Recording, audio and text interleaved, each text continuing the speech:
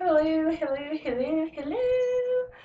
All right, back again. So, straight back into it. So, my review on The Dark Towers continues. So, if you haven't already, grab yourself something to drink. I didn't bring my lovely little coffee mugs with my hot chocolate or tea.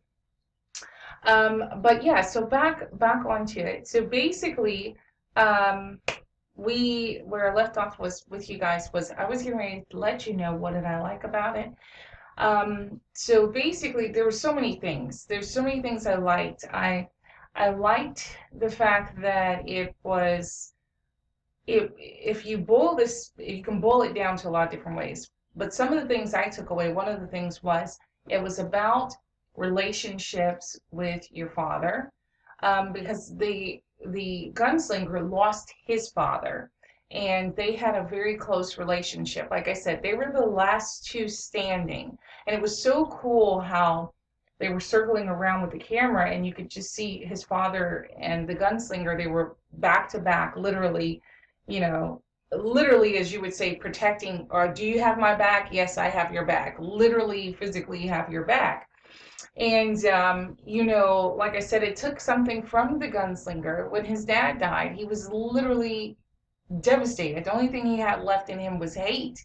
And you can't fight with hate. And that's why a lot of the townspeople were like, well, you're not a gunslinger anymore. You're just trying to find the black man, the man, the black man.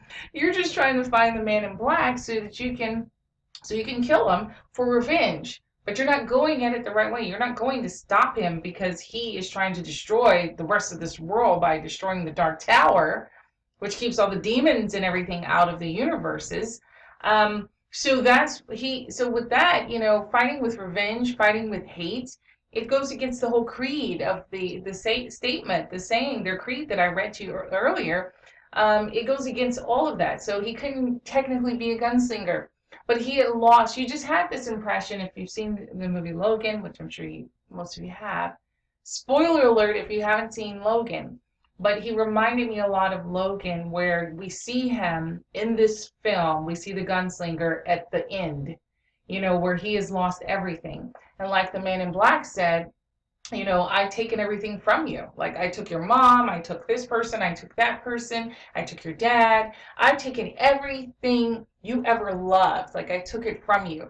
And so we feel the depression and the I give up, and also the rage of I'm just going to kill you. Screw the darkness, screw trying to save the world. I just want to kill you.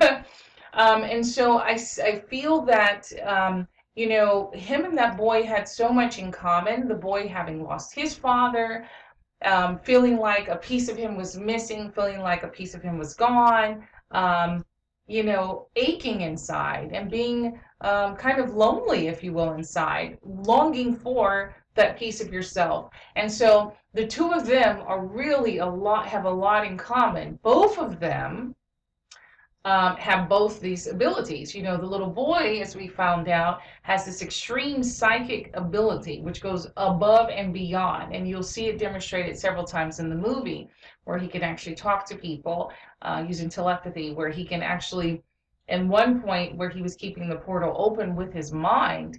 So, the ability to affect physical things as well. And I assume as he gets older, those powers will only, and as he uses them more, will only become more and more strong, more and more strong, will only become stronger.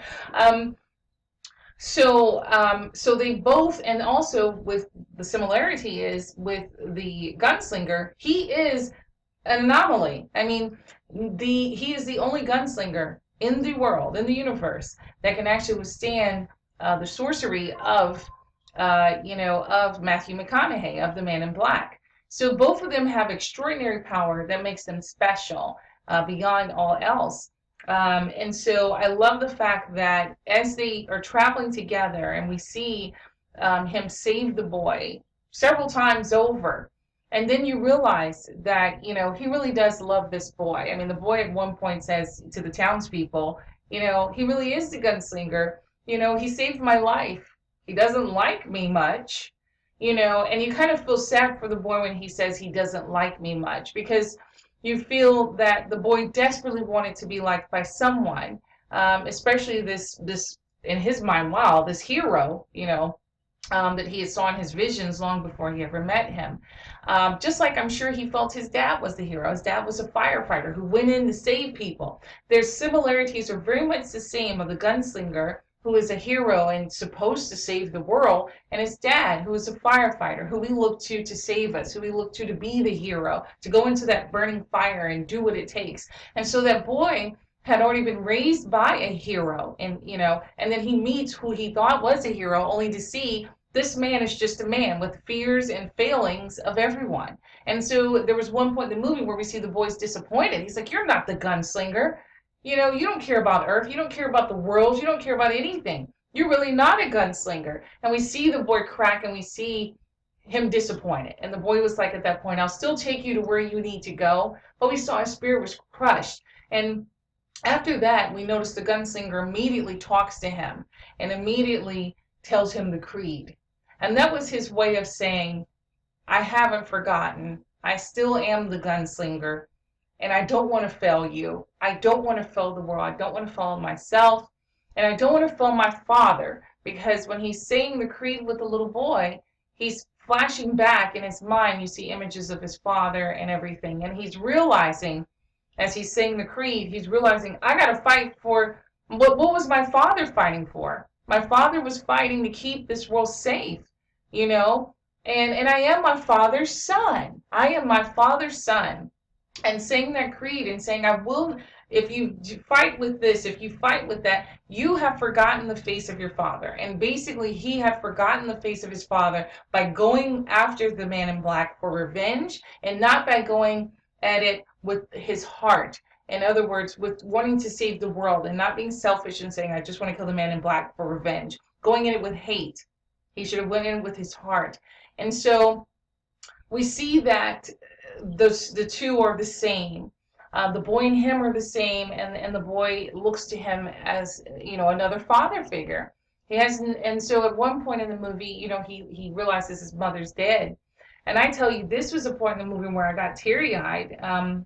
As well, because he comes to the house with the gunslinger and only to find his mother's been killed by the man in black and his stepfather. But we didn't care too much about the stepfather because the stepfather didn't care too much about the son. So to be honest, I didn't feel anything when the stepfather was killed. But I felt something when the mom was killed because it was crazy when the man in black was in their kitchen cooking. They come home and there this stranger is in their home. The mom stood back because then she realizes, OMG, this is the man that my son has been talking about. This is the man who is in my son's drawings. And she even tells the stepfather, hey, hold up. This is the guy who's been in my son's drawings. And she realizes the truth too late, the sad truth, and she died, unfortunately, having to understand the sad truth is, I was going to send my son to a mental hospital and had turned my back basically on my son. And my son was right all along. And I think that had to have been a horrible way for her to go, was loving her son because she did love him, only to realize she had failed him miserably. And by letting the stepfather even intervene and try to send her son away, it was a failure on her part as a mother to really be there for her son, who she was all her son had.